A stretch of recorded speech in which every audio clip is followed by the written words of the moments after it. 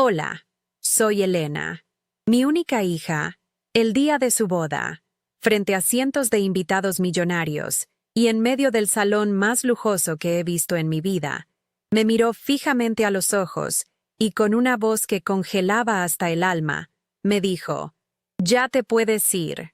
Esas 5 palabras se sintieron como un golpe físico, un empujón que me sacaba no solo de su fiesta, sino de su vida para siempre. ¿Alguna vez te han hecho sentir tan pequeño, tan insignificante, que el aire se te escapa de los pulmones y no sabes cómo volver a respirar? Antes de que te cuente qué fue lo que pasó justo después de que esas palabras salieran de su boca y cómo reaccionó el hombre que acababa de convertirse en su esposo, déjame un comentario diciéndome desde qué parte del mundo me estás viendo y suscríbete al canal. Créeme, no querrás perderte lo que sucede cuando una madre, después de años de humillaciones silenciosas, finalmente entiende que su dignidad es lo único que le queda. La historia de mi distancia con Valeria no empezó ese día, por supuesto. Fue un veneno que se fue filtrando lentamente a lo largo de los años. Desde que era una niña, yo lo di todo por ella. Me quedé viuda muy joven y trabajé doble turno limpiando casas en los barrios más elegantes de Miami para que a ella no le faltara nada, para que pudiera ir a la mejor universidad. Y lo logró. Se convirtió en una abogada exitosa, brillante, y yo no podía estar más orgullosa. Pero con cada ascenso, con cada logro, sentía que un muro invisible crecía entre nosotras. Empezó a avergonzarse de mí, de mi casa modesta en un barrio sencillo, de mis manos ásperas por el trabajo, de mi acento que no encajaba en sus círculos de gente adinerada. Su prometido, Mateo, un buen hombre de una familia de mucho dinero, parecía no darse cuenta de la crueldad sutil con la que Valeria me trataba, siempre disfrazada de una supuesta preocupación por mi bienestar. Las preparaciones para la boda fueron la prueba más clara de mi nuevo lugar en su vida, el de un estorbo. No me consultó para nada, ni el vestido, ni las flores, ni el menú. Me enteraba de los detalles por comentarios al aire o porque me llamaba para darme órdenes, no para compartir su emoción. «Mamá, el código de vestimenta es estricto. Por favor, no vayas a usar uno de tus vestidos floreados», me dijo una tarde por teléfono, con un tono que no dejaba lugar a dudas. No era una sugerencia, era una advertencia. Me sentí como una invitada de tercera categoría, una obligación familiar que tenía que cumplir para guardar las apariencias. Mientras ella probaba pasteles de miles de dólares y elegía centros de mesa importados de Holanda, yo regaba las rosas en mi pequeño jardín, sintiendo que la hija que había criado ya no existía, que había sido reemplazada por una extraña con su misma cara. Mi mundo era mi jardín, el olor a tierra mojada, el sonido de los pájaros por la mañana. Un mundo pequeño, sí, pero real y lleno de amor. El de ella, en cambio, se había convertido en un desfile de marcas, de apariencias. Hablaba de los autos Porsche de sus suegros, de los relojes Rolex que Mateo coleccionaba, de las vacaciones en Mónaco. Yo escuchaba en silencio, asintiendo, sintiendo cómo cada palabra abría más la brecha entre nosotras. Para ella, yo representaba un pasado que quería borrar, una prueba viviente de que no siempre había pertenecido a ese universo de lujos y privilegios. Y yo, en mi tonto corazón de madre, seguía esperando una migaja de cariño, una señal de que debajo de toda esa fachada de éxito y frialdad, todavía estaba mi niña, la que se acurrucaba en mi regazo cuando tenía miedo de los truenos. El día de la boda llegó como una sentencia. Me puse el vestido más sobrio y elegante que pude encontrar en una tienda por departamentos, uno de color azul marino, esperando que pasara su inspección. Me arreglé sola, en el silencio de mi pequeña casa, mirando por la ventana mi jardín y pensando en el día en que nació, en la promesa que me hice de protegerla siempre. Qué ingenua fui. No sabía que a veces, de quien más tienes que protegerte es de las personas que más amas. Conduje mi viejo carro hasta Coral Gables, a un salón de eventos que parecía un palacio sacado de un cuento de hadas. El estacionamiento estaba lleno de Mercedes, BMWs y otros carros que solo había visto en revistas. Sentí que mi humilde vehículo desentonaba, que yo misma era una nota discordante en esa sinfonía de opulencia. Al entrar, el lujo me abrumó. Candelabros de cristal del tamaño de una persona colgaban del techo, y el aire olía a lirios y a dinero. Nadie me recibió. Fui invisible para los organizadores y para los amigos de Valeria, que pasaban a mi lado con sus trajes de diseñador y sus joyas brillantes, lanzándome miradas rápidas y condescendientes. Encontré a Valeria poco antes de la ceremonia. Estaba radiante, hermosa, pero su mirada al verme fue gélida. «Mamá», dijo, con una sonrisa que no le llegaba a los ojos. «¿Estás bien? No te ves muy cómoda». No me preguntó si estaba feliz por ella, si estaba emocionada. Solo señaló mi incomodidad, haciéndome sentir aún más fuera de lugar. Fue su manera de decirme, «No perteneces aquí», y la ceremonia ni siquiera había comenzado. Durante la ceremonia, me sentaron en la cuarta fila, detrás de unos tíos lejanos de Mateo a quienes nunca había visto. La primera fila, reservada para la familia inmediata, estaba ocupada por sus suegros y un grupo de amigos que ella llamaba su familia elegida. Vi a mi hija dar el así. Acepto desde la distancia, como una espectadora más, no como la mujer que le dio la vida. Cada palabra sobre el amor, la lealtad y la familia que pronunciaba el oficiante se sentía como una puñalada. Escuché a Valeria prometerle a Mateo honor y respeto por el resto de su vida. Y no pude evitar preguntarme en qué momento se había olvidado de que esos valores también se aplican a la madre que la crió. Las lágrimas que rodaron por mis mejillas no eran de felicidad, eran de una profunda y amarga soledad. La recepción fue aún peor. Me asignaron una mesa al fondo del salón, junto a unos socios comerciales de su suegro. Hombres que hablaban de acciones, de inversiones inmobiliarias y de sus próximos viajes a Dubái. Intenté sonreír, ser amable, pero mis historias sobre mi jardín y mis vecinos jubilados no tenían cabida en su conversación. Me sentía como un fantasma, presente en cuerpo, pero completamente ausente en espíritu. Veía a Valeria reír a carcajadas en la mesa principal, rodeada de su nueva y brillante familia. Ni una sola vez su mirada se cruzó con la mía, ni un solo gesto. Era como si una pared de cristal nos separara, y ella estuviera felizmente instalada en su lado, sin ninguna intención de mirar hacia el mío. La música era fuerte, las risas estridentes, pero para mí, el silencio era ensordecedor. Finalmente, llegó el momento de los brindis. Valeria se puso de pie, radiante, con su copa de champán en la mano. El salón quedó en silencio. Todos los ojos estaban puestos en ella. Comenzó a hablar, agradeciendo a sus maravillosos suegros por acogerla como a una hija, a sus amigos por ser su roca, a Mateo por ser el amor de su vida. Su voz era dulce, ensayada, perfecta. Yo la observaba desde mi rincón, con un nudo en el estómago, una extraña premonición de que algo terrible estaba a punto de suceder. Entonces, su discurso dio un giro. Habló de superar obstáculos, de dejar atrás un pasado que no la definía. Y fue en ese momento cuando sus ojos, fríos y calculadores, finalmente me encontraron entre la multitud. Hizo una pausa dramática, y el mundo entero pareció detenerse a esperar sus siguientes palabras. «Gracias a todos por estar aquí», dijo, y su voz sonaba como música.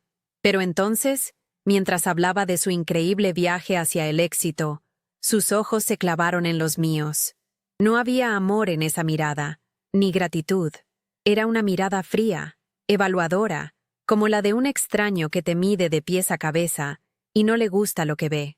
El murmullo del salón se apagó y sentí cómo el aire se volvía denso, pesado. Por un instante, una parte de mí, esa parte tonta y esperanzada de madre, pensó que iba a decir algo bonito, que me iba a agradecer por los sacrificios, pero la frialdad en su rostro me decía otra cosa. Era el preludio de una tormenta, y yo estaba parada justo en el centro, sin paraguas y sin a dónde correr. El nudo en mi estómago se apretó tanto que pensé que me iba a doblar de dolor allí mismo.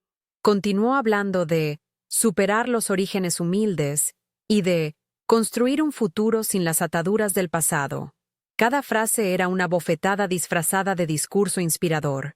Para los oídos de los demás, sonaba como la historia de una mujer hecha a sí misma, una triunfadora. Para mí, era la crónica de su vergüenza, de cómo mi vida, mi trabajo y mi amor se habían convertido en ataduras, de las que necesitaba liberarse. Miré a mi alrededor, a las caras sonrientes y admiradas de sus amigos y de la familia de Mateo.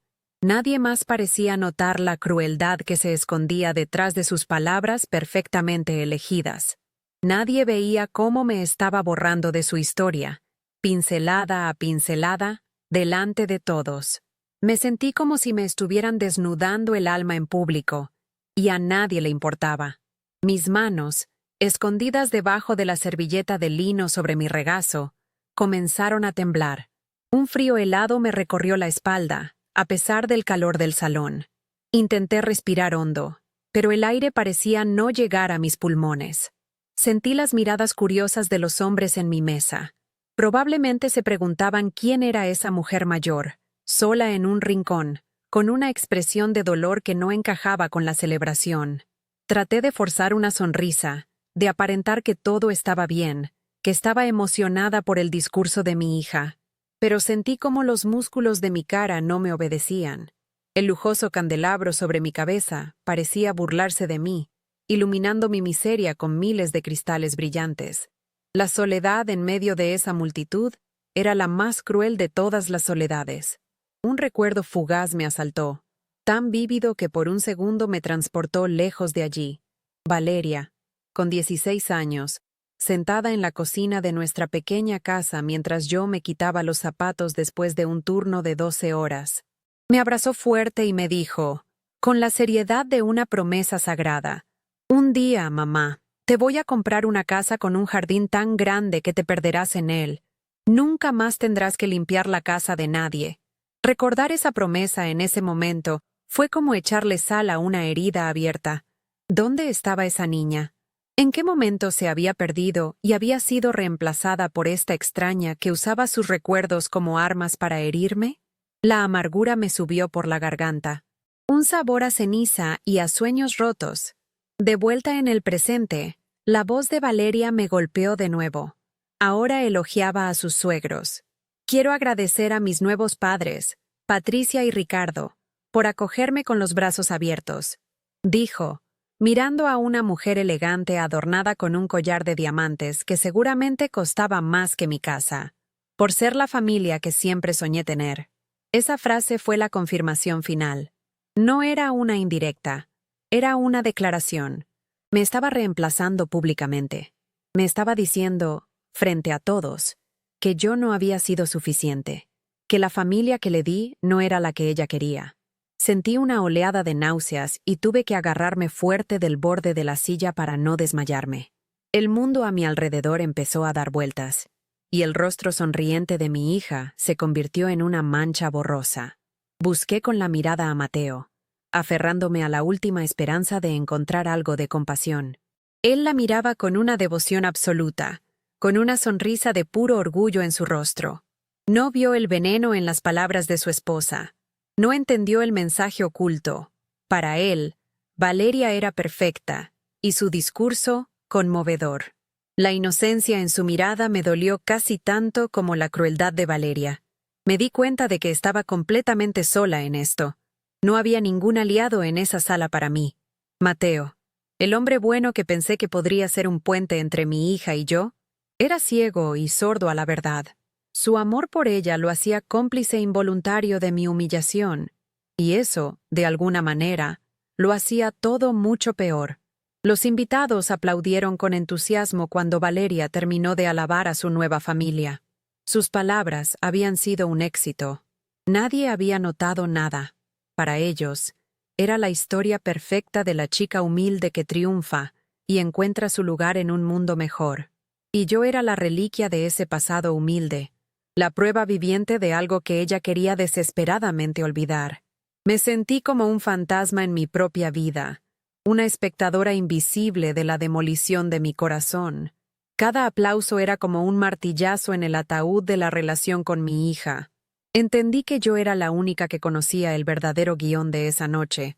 la única que sabía que no era una celebración, sino una ejecución.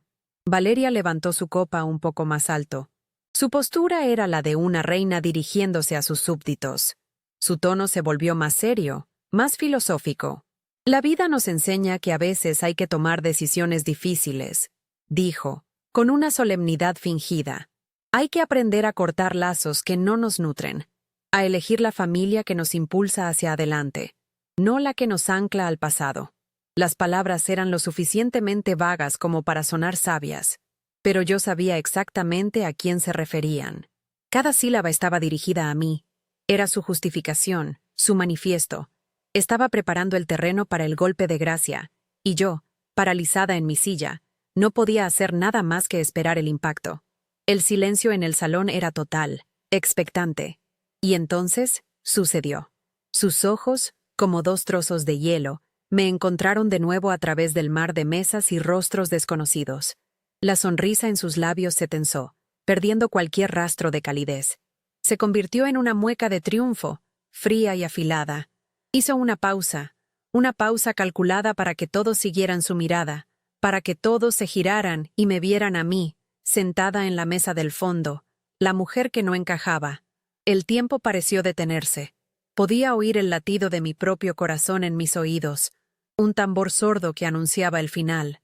Me preparé, respirando hondo, sabiendo que lo que viniera a continuación cambiaría todo para siempre. Era el momento que ella había estado planeando, el acto final de su obra. Y para aquellos que todavía no entienden que este es un nuevo comienzo, que el pasado debe quedarse donde pertenece, comenzó, su voz goteando una dulzura venenosa. Luego, su mirada se endureció, y su rostro se transformó en el de una completa desconocida. Dejó caer toda pretensión. «Mamá», dijo, y la palabra resonó en el silencio absoluto del salón, clara, fuerte y cortante. Hizo una pausa, saboreando el momento, asegurándose de que yo sintiera el peso de cada segundo. Y entonces pronunció la sentencia, las 5 palabras que me empujaron al abismo. «Ya te puedes ir». El sonido de mi propio mundo rompiéndose fue lo único que pude escuchar en ese instante. Un silencio atónito cayó sobre el salón por una fracción de segundo, seguido de un murmullo que se extendió como una ola. Sentí cientos de ojos clavándose en mí. Ya no era invisible. Ahora era el centro de atención, pero de la peor manera posible. Era el espectáculo. La madre rechazada. La mujer humillada públicamente por su propia hija en el día más feliz de su vida. Mi cara ardía, pero no lloré. El dolor era demasiado profundo para las lágrimas. Era un vacío helado que se instaló en mi pecho. Vi el rostro de Valeria, impasible, triunfante. Había conseguido lo que quería. Me había extirpado de su vida de la forma más cruel y espectacular posible, asegurándose de que no quedara ninguna duda. Ninguna puerta abierta. Mi corazón no se rompió. Se hizo polvo. Me quedé paralizada, anclada a la silla por el peso de la humillación. El murmullo de los invitados era como el zumbido de un enjambre de abejas enojadas. Un sonido que no entendía pero que sentía amenazante. Mi primer instinto fue encogerme, desaparecer, desear que el suelo de mármol pulido se abriera y me tragara entera. Pero entonces, a través de la neblina del shock, una extraña calma me invadió. Era la calma de quien ya no tiene nada que perder.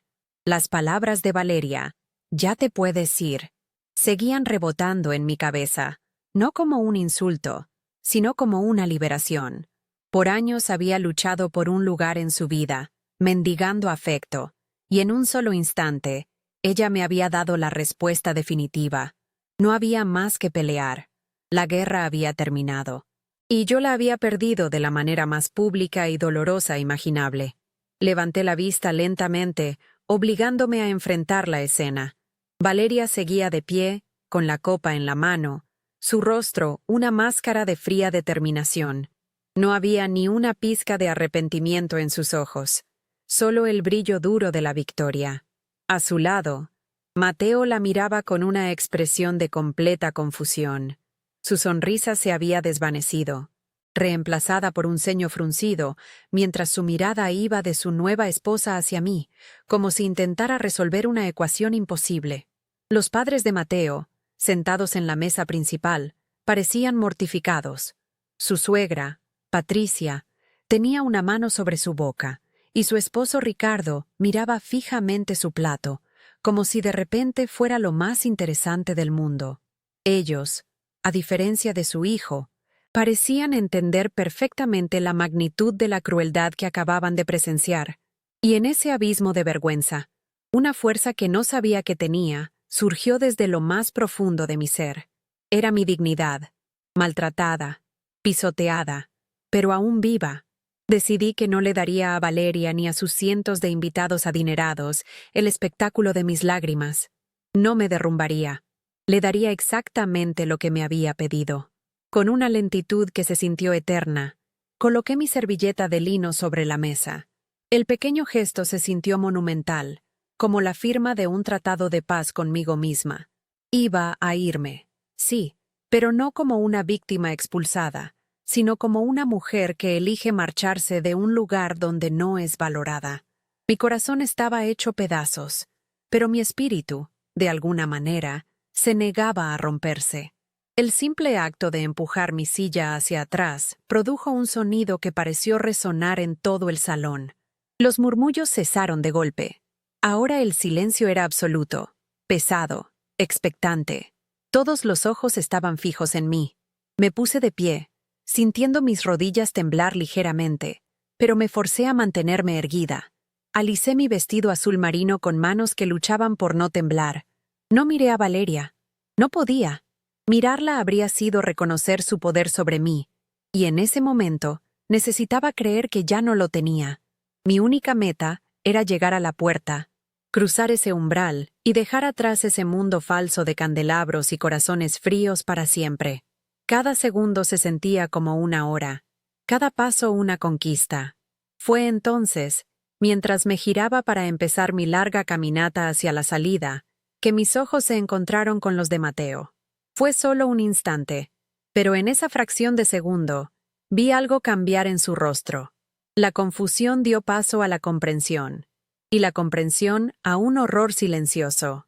Pude ver en su mirada que él, por primera vez, estaba viendo a la mujer con la que se acababa de casar por lo que realmente era. La adoración ciega que había visto en sus ojos durante toda la ceremonia se había hecho añicos. Vio la crueldad, vio el veneno, y en su mirada, por primera vez esa noche, no vi lástima por mí, sino una profunda decepción dirigida hacia su esposa. Ese fue el primer ladrillo que se desprendió del muro perfecto que Valeria había construido. Valeria debió sentir el cambio en él, porque vi de reojo cómo su mano volaba para agarrar el brazo de Mateo, un gesto posesivo, casi desesperado. Le susurró algo urgente, con una sonrisa forzada en los labios, probablemente una excusa rápida, una mentira para encubrir su brutalidad. Luego te explico, mi amor, es complicado, o algo por el estilo. Pero Mateo no la miró. Sus ojos seguían fijos en mí, con una intensidad que me heló la sangre. Él no estaba escuchando a su esposa. Estaba presenciando mi partida silenciosa, y algo en su interior, algo fundamental en su código de honor, se estaba quebrando.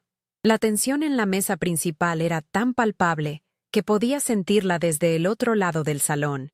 El espectáculo de Valeria empezaba a salírsele de control. Comencé a caminar, pasillo abajo, entre las mesas redondas cubiertas de manteles blancos y flores exóticas.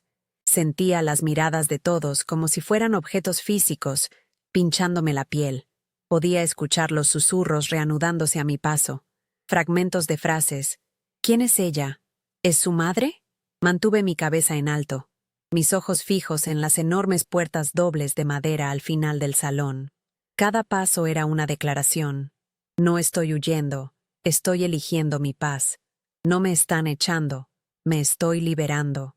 El olor a lirios y a comida cara me revolvía el estómago.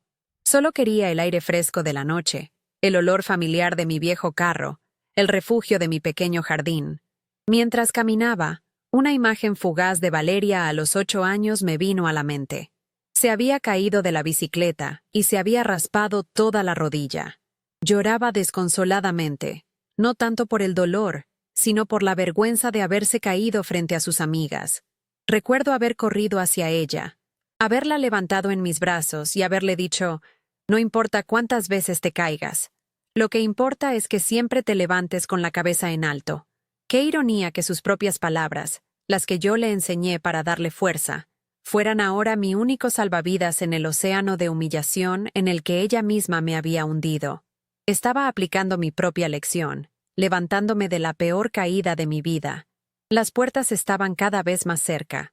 Unos metros más y todo habría terminado. Podía casi sentir la manija de metal fría bajo mi mano, la promesa de escape. No miré atrás. No me atreví. Sabía que si lo hacía, la imagen de mi única hija mirándome con desprecio se grabaría en mi memoria para siempre, y no quería que ese fuera mi último recuerdo de ella. Prefería recordarla como la niña de la bicicleta, la que me prometió un jardín gigante. Esa niña estaba muerta, y yo estaba asistiendo a su funeral en el día de su boda. La tristeza era una ola inmensa, pero seguí nadando hacia la orilla, hacia la salida. La libertad estaba a solo unos pasos de distancia. Estaba a punto de alcanzar mi destino. Mi mano se levantó, mis dedos a centímetros de tocar la madera labrada de la puerta. El alivio era casi abrumador, pero justo en ese instante, un sonido cortó el aire y detuvo todo. No fue un susurro, ni la voz de Valeria. Fue el sonido agudo y deliberado de una silla arrastrándose con fuerza contra el suelo de mármol, seguido de una voz masculina, tranquila pero cargada de una autoridad inquebrantable, que dijo una sola palabra que resonó en cada rincón del salón. «Elena». Me detuve en seco, con la mano suspendida en el aire. No me atrevía a darme la vuelta, pero sabía, sin ninguna duda, que la voz pertenecía a Mateo. El guión de la noche acababa de cambiar por completo. Me quedé helada, con la espalda vuelta hacia el salón y la mano a milímetros de la libertad. La voz de Mateo, no la de Valeria, había pronunciado mi nombre, y lo había hecho con una claridad que cortó el murmullo de la multitud como un cuchillo. Por un instante, pensé que era una trampa, una nueva forma de humillación orquestada por ambos. ¿Acaso me llamaba para que me diera la vuelta y recibiera la estocada final, para que todos vieran mi rostro derrotado? El miedo y la confusión luchaban dentro de mí. Girarme significaba enfrentar de nuevo a esa multitud, a mi hija, al hombre que acababa de llamarme. No girarme significaba huir como una cobarde. Mi corazón latía con una fuerza desbocada, y por un segundo, el mundo entero se redujo a esa única decisión: enfrentar el golpe o correr. Lentamente, como si mis huesos estuvieran hechos de plomo y cada movimiento me costara un mundo, me di la vuelta. Lo que vi fue un cuadro surrealista, una escena congelada en el tiempo. Cientos de rostros me miraban con una mezcla de curiosidad morbosa y compasión incómoda. En la mesa principal, Valeria estaba de pie, con el rostro descompuesto por una furia helada. Su mano aferrada al brazo de Mateo como una garra. Le susurraba algo con una urgencia desesperada, pero él no parecía escucharla. Sus ojos, los de Mateo, no estaban en ella. Estaban fijos en mí, a través de todo el salón, con una intensidad que me atravesó el alma. El lujoso salón de baile, que momentos antes había sido el escenario de mi vergüenza, ahora se había convertido en un tribunal silencioso, y yo no sabía si era la acusada o la testigo principal. Pero no era Valeria a quien yo miraba. Mis ojos buscaron a Mateo, tratando de descifrar la expresión en su rostro. No había lástima, no como yo la esperaba. Había algo más profundo, más complejo. Era la mirada de un hombre que acaba de despertar de una mentira, que ve las grietas en el hermoso jarrón que creía perfecto. Su mandíbula estaba tensa, y había una tristeza en su mirada que no estaba dirigida a mí, sino a la mujer que tenía a su lado. Se soltó suavemente del agarre de Valeria, un gesto pequeño pero cargado de un significado inmenso. Fue un acto de separación, el primer eslabón de una cadena que estaba a punto de romperse. En ese instante, supe que lo que estaba a punto de suceder no era para humillarme más, sino algo completamente diferente. algo que nadie en esa sala podría haber anticipado. Vi el pánico puro inundar los ojos de Valeria. Su mundo perfectamente orquestado se estaba saliendo de control, y no sabía cómo detenerlo. Su sonrisa forzada se había desvanecido, reemplazada por una mueca de incredulidad y rabia contenida. Tiró del brazo de Mateo de nuevo, esta vez con más fuerza. Su voz un siseo que apenas pude oír desde mi distancia. «Mateo, siéntate. No hagas una escena». Pero él actuó como si no la hubiera oído, como si ella fuera solo un ruido de fondo en la decisión monumental que acababa de tomar. La desconexión entre ellos era tan palpable, tan evidente, que el aire a su alrededor parecía vibrar. Los invitados, que momentos antes susurraban, ahora guardaban un silencio absoluto, observando el drama que se desarrollaba en la mesa de honor, mucho más interesante que cualquier discurso ensayado. Y entonces, con un movimiento tranquilo pero definitivo, Mateo se apartó de mi hija. No caminó hacia mí, como una parte de mí temía o esperaba. En cambio, se dirigió con paso firme hacia el pequeño podio donde aún estaba el micrófono del brindis. Cada paso que daba sobre el reluciente suelo de mármol resonaba en el silencio sepulcral del salón. Vi a los padres de Mateo intercambiar una mirada de alarma. Su madre, Patricia, se llevó una mano al collar de perlas. Su rostro pálido. Ricardo, su padre, un hombre que irradiaba poder y control, parecía por primera vez en toda la noche completamente desconcertado. Se estaban dando cuenta, al igual que yo, de que el espectáculo de Valeria había desatado algo que ya no podía controlar, una fuerza de la naturaleza llamada integridad. El silencio que cayó sobre el salón fue total, casi doloroso.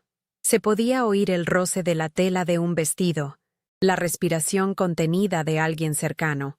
La banda de música, que había estado tocando una melodía suave, se había callado por completo. Todas las miradas, que antes estaban sobre mí, ahora seguían la figura solitaria de Mateo mientras se acercaba al micrófono. Era como si el tiempo se hubiera detenido, y todos en esa sala, desde los camareros hasta los magnates sentados en las mesas principales, estuviéramos conteniendo la respiración, esperando el siguiente acto de una obra cuyo guión nadie conocía. El lujo del lugar, los candelabros de miles de dólares y las flores importadas, de repente parecían baratos y fuera de lugar, un escenario ridículo para un momento de verdad tan cruda. Yo seguía allí, de pie junto a la puerta, sintiéndome como el ojo de un huracán. Mi plan de una salida silenciosa y digna se había hecho añicos. Ahora estaba atrapada, obligada a presenciar lo que viniera a continuación. Una parte de mí quería gritarle a Mateo que se detuviera, que no empeorara las cosas, que me dejara ir en paz. Pero otra parte, una pequeña y temblorosa llama de esperanza que creía extinguida, sentía una curiosidad desesperada. ¿Iba a defenderme? ¿Iba a reprender a su esposa en público?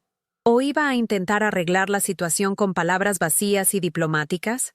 Mi corazón era un campo de batalla entre el miedo a más dolor y el anhelo de que, por una vez, alguien viera la injusticia y no se quedara callado. Valeria dio un par de pasos tras él, su vestido de novia de miles de dólares arrastrándose torpemente por el suelo. Su voz ya no era un susurro, sino un siseo audible en el silencio mortal. «Mateo, ¿qué crees que estás haciendo? Vuelve a la mesa. Ahora mismo». Era una orden, no una súplica. La máscara de la novia dulce y exitosa se había desintegrado por completo, revelando a la mujer controladora y déspota que yo conocía también. Pero su orden se perdió en el aire. Mateo no se detuvo ni se giró. Siguió caminando, como si su destino estuviera en ese micrófono, y nada ni nadie pudiera desviarlo de su camino.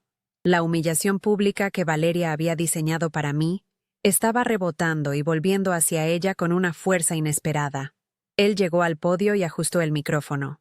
El leve chirrido del aparato resonó como un trueno en el silencio sepulcral. No miró a la audiencia de inmediato. Se tomó un segundo, respiró hondo, y sus ojos me encontraron una última vez a través del salón. En su mirada había una disculpa silenciosa, un reconocimiento de mi dolor, pero también una determinación de acero. Era la mirada de un hombre que estaba a punto de sacrificar su propia felicidad, su futuro cuidadosamente planeado, por hacer lo correcto.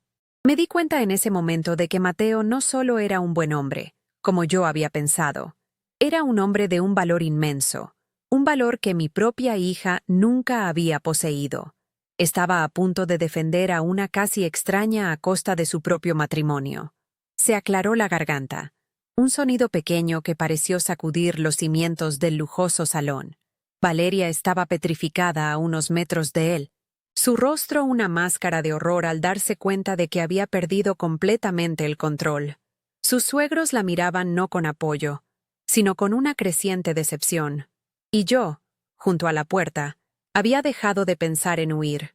Estaba anclada al suelo, una espectadora involuntaria del colapso del mundo perfecto de mi hija, un mundo construido sobre cimientos de crueldad y vergüenza. Y entonces, Mateo se inclinó hacia el micrófono, abrió la boca para hablar, y supe que nada, absolutamente nada, volvería a ser igual. La verdad estaba a punto de ser dicha en voz alta, y su eco iba a derribarlo todo. «Buenas noches a todos», comenzó Mateo, y su voz, amplificada por el micrófono, sonó extrañamente tranquila en medio de la tormenta. «Les pido disculpas por esta interrupción. Sé que este no es el momento ni el lugar, pero hay cosas que no pueden esperar, verdades que deben decirse». Su calma era más aterradora que cualquier grito. Se sentía como el silencio que precede a un terremoto. Valeria, a su lado, lo miraba con los ojos desorbitados, una mezcla de furia y pánico. Podía ver sus labios moverse, formando palabras silenciosas y desesperadas. «¿Qué haces? Siéntate». Pero él no la miraba. Sus ojos estaban fijos en la multitud, como si estuviera confesando un pecado o declarando una guerra. El salón entero contuvo la respiración, y yo, junto a la puerta, me sentí como el epicentro de una catástrofe que yo no había provocado. Su mirada se desvió por un segundo hacia sus padres. Vi a Patricia, su madre, negar con la cabeza sutilmente, una súplica silenciosa para que se detuviera, para que no destrozara el delicado tejido social que habían construido durante generaciones. Pero Mateo parecía más allá de las súplicas. «Mis padres», continuó, su voz firme, «me enseñaron que la riqueza más grande que un hombre puede tener no está en su cuenta bancaria, ni en el auto que conduce, ni en la casa en la que vive. Me enseñaron que la verdadera riqueza es el honor, es la lealtad, es el respeto por las personas que te dieron todo cuando no tenías nada». Cada palabra era una piedra lanzada directamente contra el castillo de cristal que mi hija había construido. Valeria intentó agarrar su brazo de nuevo, pero él se apartó. Un movimiento sutil pero definitivo que la dejó con la mano suspendida en el aire, sola y expuesta. Me sentía atrapada en una pesadilla lúcida. ¿Estaba realmente sucediendo esto? Este hombre, este casi extraño al que apenas conocía, estaba defendiéndome de una manera que yo nunca me había atrevido a defenderme a mí misma. Una parte de mí sentía una gratitud inmensa, una ola de calor que luchaba contra el frío helado de la humillación. Pero otra parte sentía un terror profundo. Él estaba arruinando su vida, su boda, su futuro, por mí. La culpa me golpeó con la fuerza de una ola. Yo solo quería irme, desaparecer, no ser la causa de la ruina de nadie. Pero mis pies estaban pegados al suelo, mis ojos fijos en él, incapaz de moverme, incapaz de mirar hacia otro lado. Era un espectador forzado de la demolición de un matrimonio que apenas había durado unas horas. «Hemos escuchado un discurso sobre superar los orígenes humildes», dijo Mateo, y ahora su voz tenía un filo de acero. «Pero superar no significa pisotear. Construir un futuro no significa quemar los puentes hacia tu pasado. Y, sobre todo, encontrar una nueva familia no te da el derecho de desechar a la que te dio la vida». El silencio en la sala era tan profundo que podía escuchar el zumbido de los candelabros. Los invitados ya no susurraban. Estaban paralizados.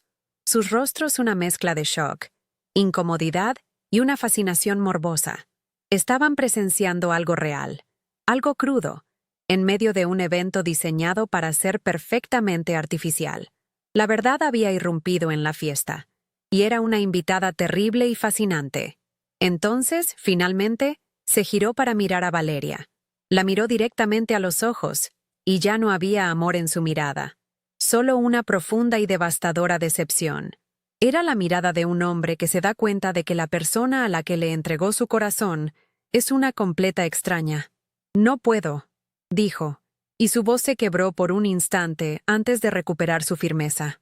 «No puedo empezar una vida, una familia, basada en una crueldad tan profunda.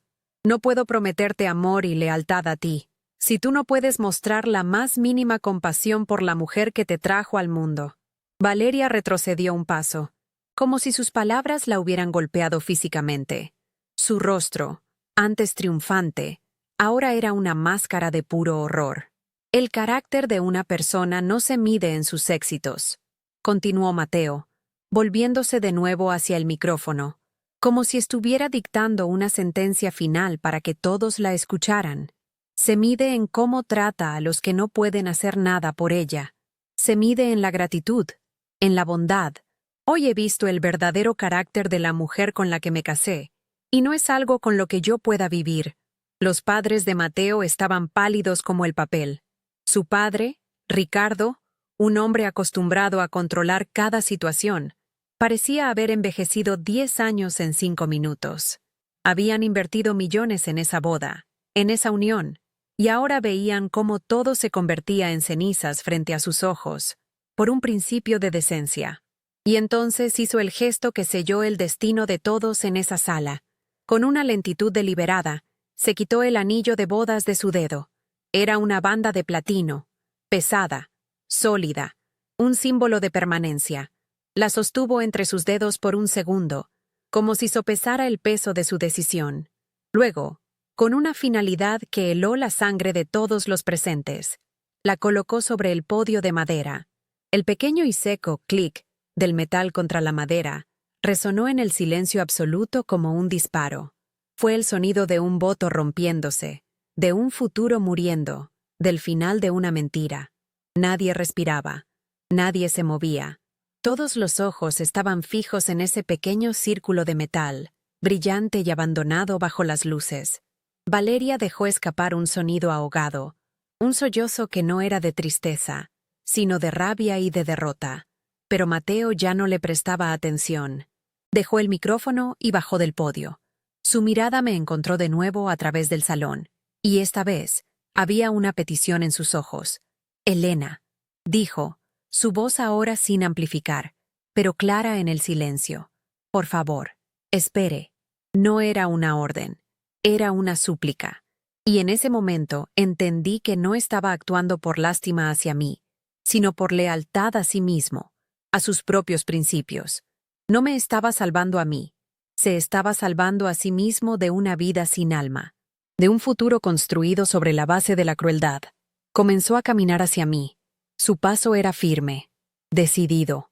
Ignoró los jadeos de los invitados, las miradas horrorizadas, la figura temblorosa de la mujer que, legalmente, seguía siendo su esposa. Atravesó el salón de baile, un mar de mesas perfectamente decoradas y rostros atónitos. Era como si un actor se hubiera salido del guión, abandonando el escenario en medio de la obra para unirse a un miembro del público.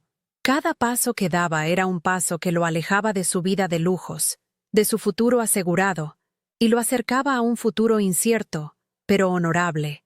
Sentí una oleada de pánico. ¿Qué se suponía que debía hacer yo? ¿Qué se suponía que debía decir? Valeria se quedó allí, sola en la mesa principal, una novia abandonada en su propio banquete de bodas. La humillación que había planeado tan meticulosamente para mí se había vuelto en su contra con una fuerza 1000 veces mayor. El vestido blanco, que antes la hacía parecer una reina, ahora parecía un disfraz trágico. Estaba rodeada de riqueza, de lujo, de cientos de personas, pero nunca en su vida había estado tan completamente sola. Los candelabros de cristal que colgaban sobre ella ya no parecían símbolos de opulencia, sino jaulas de luz que la atrapaban en el centro de su propia destrucción. El silencio del salón era su sentencia, y las miradas de los invitados, su castigo. Finalmente, Mateo llegó a donde yo estaba, junto a las grandes puertas de madera. Se detuvo a un par de pasos de mí, respetando mi espacio. No me tocó, no dijo nada grandilocuente. Simplemente me miró a los ojos, y en su mirada vi un mundo de tristeza, de resolución y de una extraña paz. Nadie debería tener que irse solo de un lugar así, dijo en voz baja, solo para que yo lo oyera. Permítame acompañarla. No esperó una respuesta. Con un gesto simple, abrió una de las pesadas puertas, sosteniéndola para que yo pasara. Y juntos, la madre rechazada y el novio fugitivo, cruzamos el umbral, dejando atrás el murmullo que comenzaba a crecer, el escándalo y el mundo perfecto de mi hija, ahora hecho pedazos sobre el frío suelo de mármol. El aire fresco de la noche en Coral Gables se sintió como una bofetada helada, un despertar abrupto de la pesadilla climatizada que había dejado atrás. Parados en la acera, bajo la luz dorada de la entrada del palacio, el silencio entre Mateo y yo era más pesado que cualquier palabra. A nuestras espaldas, la música se había detenido por completo, reemplazada por un murmullo creciente, el sonido de un escándalo naciendo en tiempo real. Él no me miraba, sino que observaba el desfile de carros de lujo en el estacionamiento, su mandíbula apretada. «No sé qué decir, Elena», susurró finalmente, su voz ronca. «Solo sé que lo que ella hizo no está bien, y yo no podía ser parte de eso». Asentí, incapaz de formar una frase. Las lágrimas que no había derramado adentro ahora amenazaban con salir, pero no de tristeza, sino de una extraña y abrumadora gratitud. Me ofreció llevarme a casa, y yo acepté en un susurro. Su carro, un elegante Mercedes negro, se sentía como una nave espacial comparado con mi viejo vehículo. El viaje a través de Miami fue casi en completo silencio. La radio estaba apagada, y el único sonido era el suave zumbido del motor y el murmullo distante de la ciudad. Yo miraba por la ventana las luces borrosas de las calles, sintiendo cómo el shock inicial daba paso a un agotamiento profundo, un cansancio que me llegaba hasta los huesos. No hablamos de Valeria, no hablamos de la boda. En un momento, él simplemente dijo, «Tiene un jardín hermoso, ¿verdad? Valeria me lo mencionó una vez, hace mucho tiempo». Esa pequeña frase, ese recuerdo de una Valeria que alguna vez apreció mi mundo, fue suficiente. Fue un reconocimiento de que algo real se había perdido esa noche. Y no solo para mí. Cuando llegamos a mi pequeña casa, la diferencia entre su mundo y el mío nunca había sido tan evidente. Él estacionó su impecable carro frente a mi modesto jardín, iluminando mis rosales con sus faros de xenón. Antes de que pudiera agradecerle y bajarme, él apagó el motor. «Si no le molesta, me gustaría asegurarme de que esté bien», dijo, con una amabilidad que me desarmó. Entramos en mi casa, y mientras yo encendía la pequeña lámpara de la sala, él se quedó en la puerta de la cocina, mirando mi espacio sencillo con un respeto que mi propia hija nunca había tenido. Se sentía fuera de lugar con su smoking de diseñador, pero su presencia no era invasiva. Era tranquilizadora. Me preparó una taza de té de manzanilla con manos firmes, y nos sentamos en silencio en mi pequeña mesa de cocina. Dos extraños unidos por un acto de crueldad y un inesperado acto de decencia. Mateo no se quedó mucho tiempo. Antes de irse, me dio su número de teléfono personal escrito en una servilleta de papel. «Si necesita algo, lo que sea, por favor llámeme», dijo, y en sus ojos vi la sinceridad de un hombre que cumple su palabra. No volví a saber de la boda hasta una semana después, cuando Mateo me llamó para decirme que había iniciado los trámites de anulación. El matrimonio, que había costado una fortuna, se había disuelto legalmente en menos tiempo del que duró la luna de miel que nunca tuvieron. Me contó que su familia, aunque devastada por el escándalo público, lo había apoyado. Su padre, Ricardo, le había dicho una frase que nunca olvidaré: «El dinero se recupera, el honor no». Habían perdido millones en depósitos y pagos, Pero Mateo había salvado algo mucho más valioso. De Valeria supe muy poco. Y fue mejor así. Me enteré por terceros que el escándalo la había convertido en una paria en los círculos sociales que tanto se había esforzado por conquistar. Sus amigos y su familia elegida se distanciaron, avergonzados de haber sido testigos de un acto de crueldad tan público. La historia de la novia abandonada en el altar por defender a su madre se extendió como la pólvora. La humillación que ella había diseñado para mí se había convertido en su propia marca imborrable. Un mes después de la no boda, recibí un sobre por correo. Dentro no había una carta de disculpa, sino un cheque por una suma considerable y una nota fría de su abogado, pidiéndome que no intentara contactarla más. Nunca cobré ese cheque. Lo rompí en 1000 pedazos y los esparcí en mi jardín, como abono para mis rosas. La vida, después de la tormenta, encontró una nueva y tranquila normalidad. El dolor por la pérdida de mi hija nunca desapareció del todo, pero se transformó en una cicatriz tranquila, un recordatorio de que a veces el amor no es suficiente. Dejé de esperar sus llamadas, dejé de soñar con una reconciliación. Acepté que la niña que crié ya no existía, y en esa aceptación encontré una extraña paz. Mi jardín se convirtió en mi refugio más que nunca. Cada flor que cuidaba, cada hierba que arrancaba, era un acto de amor propio, un recordatorio de que podía crear belleza y vida por mi cuenta, sin necesitar la aprobación de nadie. Mi pequeño mundo, que a Valeria le parecía tan insignificante, se convirtió en mi universo entero, y era suficiente. Mateo y yo desarrollamos una amistad improbable y silenciosa. Me llamaba una vez por semana, solo para saber cómo estaba.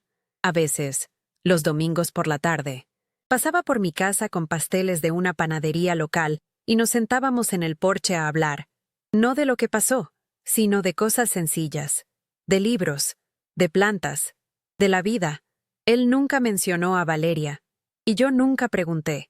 Había un respeto profundo en nuestro silencio. Se convirtió en una especie de hijo sustituto. No para reemplazar a mi hija, sino para llenar un vacío con una bondad que yo creía que ya no existía en el mundo.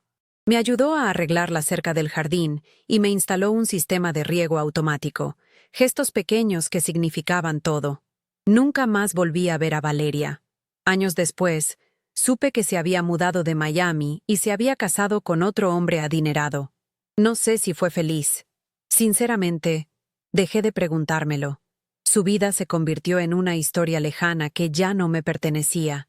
A veces, cuando riego mis rosas al atardecer, pienso en ella, en la niña que prometió comprarme un jardín gigante, y miro a mi alrededor, a mi pequeño pero floreciente paraíso, y me doy cuenta de que, al final, sí tengo mi jardín, no el que ella me prometió, sino el que yo misma cultivé, regado con mis propias lágrimas y mi propia fuerza. Es más pequeño. Sí, pero es real. Y es mío. Esa noche, en ese salón de lujo, perdí a una hija, pero recuperé mi dignidad, y aprendí que a veces, el acto de amor más grande que puedes hacer es soltar, dejar ir, y elegirte a ti misma. Mi historia no tiene un final de cuento de hadas, pero tiene un final justo. Y esa justicia, esa paz silenciosa que siento cada mañana cuando el sol ilumina mis flores, es un tesoro que ningún dinero puede comprar y que nadie, nunca más, podrá arrebatarme.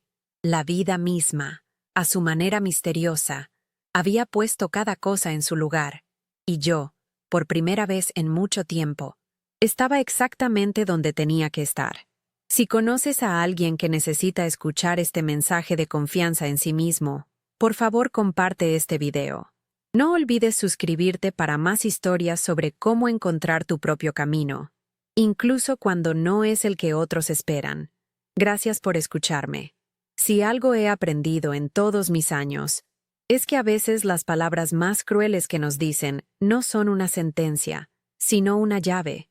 Cuando mi hija me dijo, "Ya te puedes ir", sentí que el mundo se acababa, que me habían borrado de un plumazo. Pero con el tiempo, entendí que esas palabras, en su brutal honestidad, Me regalaron la libertad que yo nunca me había atrevido a tomar. Me liberaron de la obligación de seguir buscando amor en un corazón que se había cerrado para mí. Me dieron permiso para, por fin, dejar de luchar una batalla perdida y empezar a cuidarme a mí misma.